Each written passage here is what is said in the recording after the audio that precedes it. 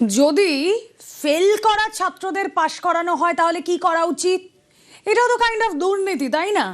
আর তাই হলো, এবার সাসপেন্ড করা হলো বর্ধমান মেডিকেল কলেজের সুপারকে। কেন? কারণ তিনি ওই ফেল করা ছাত্রদের পাশ করিয়েছেন।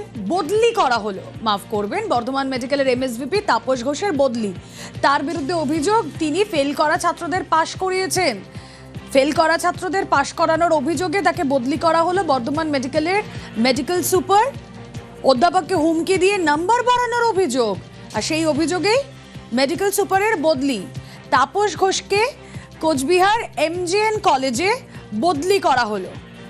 কথা বলবো, অভিজিৎ চন্দ্র রয়েছেন সঙ্গে। অভিজিৎ, ছাত্রদের ফেল করা ছাত্রদের যদি পাশ করান তাহলে তো সত্যি তাকে সঙ্গত কারণেই বদলি করা হয়েছে, কিন্তু তার বিরুদ্ধে কোনো অ্যাকশন নেওয়া হলো না, শুধুই বদলি। এটাও তো কাইন্ড অফ দুর্নীতি। হ্যাঁ, নিঃসন্দেহে যেটা বলা যেতে পারে যে রুমেলা, যে এটা কিন্তু সতর্ক করে দেওয়া হলো। সতর্ক শুধু নয়, এর পরেও তার বিরুদ্ধে তদন্ত হবে, এমনটাই স্বাস্থ্য দপ্তর সূত্রে জানা গেছে।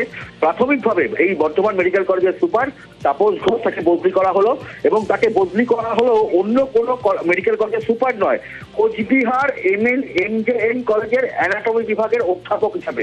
এবং এটাকে বলা যেতে পারে চিকিৎসকদের এই বদলির ক্ষেত্রে ডিমোশন করানো হলো। যে ফেল করা এমবিবিএস ছাত্রদের পাশ করানোর অভিযোগ, মহিলা অধ্যাপককে হুমকি দিয়ে রীতিমতো নাম্বার বাড়ানোর অভিযোগ উঠেছিল এই তাপস ঘোষের বিরুদ্ধে।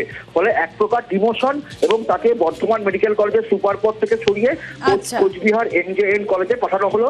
এবং বর্ধমান মেডিকেল কলেজের নতুন সুপার হলেন কলকাতা মেডিকেল কলেজের বর্তমান সুপার ডক্টর শান্তনু কুমার সেন। ওকে।